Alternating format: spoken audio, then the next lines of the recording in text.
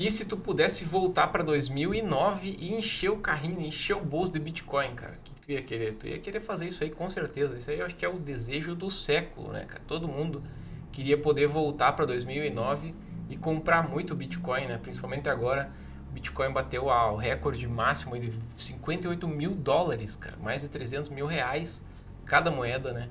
Então, imagina, tivesse comprado em 2009, quanto dinheiro o cara não teria feito, né? Mas será que isso é realmente necessário? Será que realmente faria sentido? Será que tu seguraria essas moedas até agora?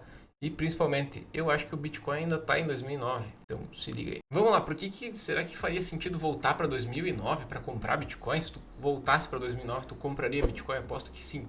Mas a grande pergunta é, se tu estivesse em 2009, tu ia guardar o Bitcoin até agora? Duvido, cara. Eu duvido que a maioria das pessoas iria realmente passar por todas essas ondas de altas que ele teve tão grandes e iria manter o Bitcoin. E eu acho que é aí que está o grande ponto, né? Porque o Bitcoin é um investimento muito interessante e as pessoas estão vendo hoje ele super elevado lá, né? Passou dos 58, chegou a 58 mil dólares, agora está 48, né? Deu uma queda legal.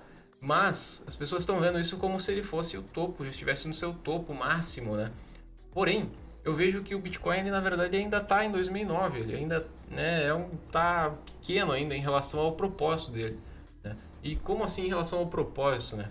Porque quando a gente tem, por exemplo, uma moeda como o real, né? O real quando ele foi criado para tirar o Brasil daquela crise que havia lá em relação às moedas inflacionárias, super inflacionadas, né?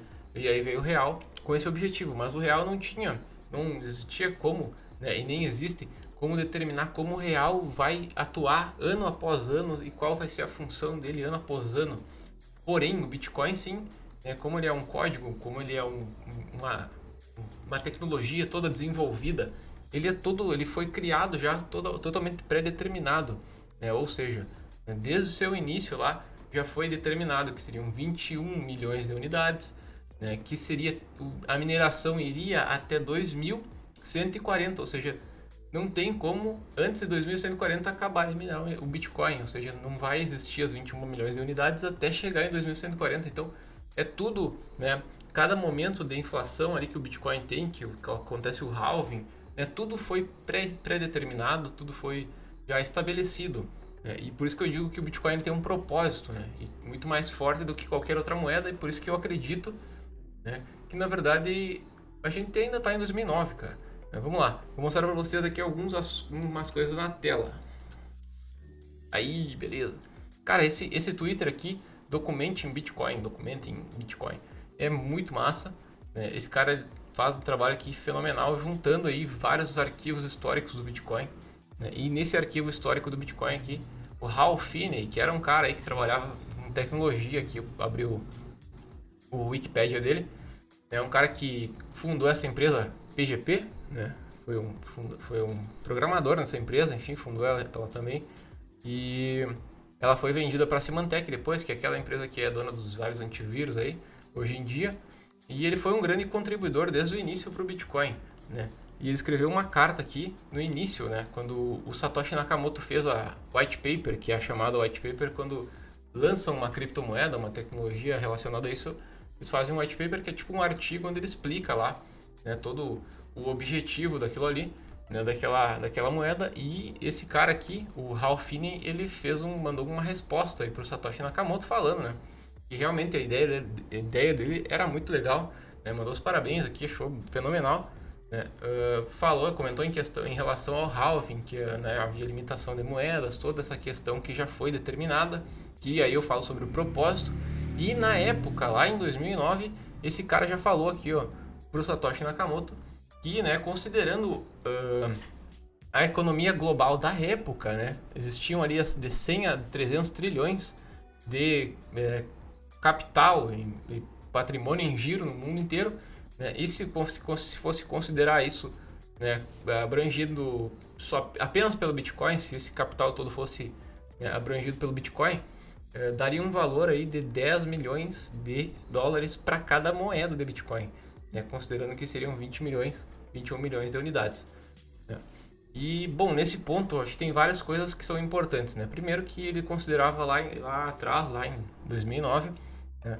A gente teve muita impressão de capital aí nesse período, de 2009 até 2021 e principalmente na pandemia, ainda muito mais, né? Vários trilhões foram impressos aí para segurar as economias, né? A gente tem a questão também de que o Bitcoin ele é limitado e uma coisa que as pessoas, é uma coisa que todo mundo sabe, mas uma coisa que ninguém considera, que eu tava pensando esses dias é que também o Bitcoin ele tem essa limitação de unidades e muitas pessoas antigamente tinham Bitcoin, compraram Bitcoin, tem várias histórias, né, de pessoas que tinham muito Bitcoin e acabaram perdendo as carteiras, né? E isso é completamente irrecuperável se a pessoa não lembrar a senha lá, não lembrar, né, a palavra, a frase-chave, enfim, ou não recuperar o dispositivo físico, se ela tinha um dispositivo físico, já era, perdeu. E essas moedas não vão ser contabilizadas, elas vão, quer dizer, elas vão ser contabilizadas como existentes, mas elas nunca vão circular, né? Então tem um atenuante, eu acredito aí, em relação ao valor do Bitcoin, né? E hoje a gente está em 50 mil dólares, né? Então se for considerar aqui, sei lá, né, vamos botar aí 10% desse valor que ele falou ali, seria 1 milhão para cada moeda, né? Isso na avaliação dele ali, que seriam 10 milhões para cada moeda, então, né, já chutando embaixo. Tem uma questão, uma comparação interessante, que eu não vou achar aqui agora o documento, né? Mas em relação ao ouro, né? Quanto que existe de ouro no mundo, qual a reserva de ouro no mundo, né? E aí, né, fazendo uma comparação em relação ao ouro, isso é bem recente, isso aí foi agora em fevereiro, né? E foi feita essa comparação, o Bitcoin ele tinha alcançado ali o valor de mercado, em market cap, né, teria alcançado 10% do valor do ouro, né? Ou seja, o ouro ainda, né, tem um valor de mercado extremamente superior em relação ao Bitcoin, ou seja, para o Bitcoin alcançar que seja o ouro, né, que é o recurso aí, que é um recurso de reserva de valor bem bastante, né, relacionado, enfim, parecido com o propósito do Bitcoin, ainda está bem longe de alcançar. Então, né, por essas questões e além disso, né, outras, eu acredito realmente que o Bitcoin ainda está no começo, ainda acho que tem muita alta para vir aí, né, tem muitas coisas para acontecerem, né. E aqui, sobre essa questão de voltar em 2009, eu achei esse vídeo aqui muito interessante, né, que é essa guria aqui falando sobre o Bitcoin. Ela deu uma palestra sobre o Bitcoin há muitos anos atrás, cara, e tipo, né, aqui ela, na verdade, isso aqui era quando tava em 20 dólares, cara, né, e as maioria das pessoas não dava muita bola. Então, essa questão de 2009, teria que voltar para 2009 para aproveitar. Bom, se tu voltasse para 2009, hoje tu seria um multibilionário, né? Mas a questão é, tipo, muito mais sobre, por exemplo, se tu fosse comprar em 2009 e segurasse até agora, isso aconteceria. Então, se tu comprar agora e segurar até 2031, né? E aí? E se tu comprar agora e segurar até 2040, né? E aí, eu gosto de considerar sempre quando eu vou investir, né? Qual que é o principal reflexo negativo? É se eu entrar ou se eu não entrar, né, num investimento, numa oportunidade, né? O que pode de pior acontecer se eu entrar e se eu não entrar, né? E aí eu considero qual que é a pior alternativa, né? Qual que seria a melhor alternativa, né? Por exemplo, no Bitcoin eu vejo que qual que é a pior alternativa se eu entrar e não der certo, né? A pior alternativa se eu entrar e não der certo é eu perder o dinheiro que eu investi, né? E a pior alternativa se eu não entrar e der certo é que eu fiquei com meu dinheiro e não fiquei multimilionário. Então, tudo tem que ter uma medida, né?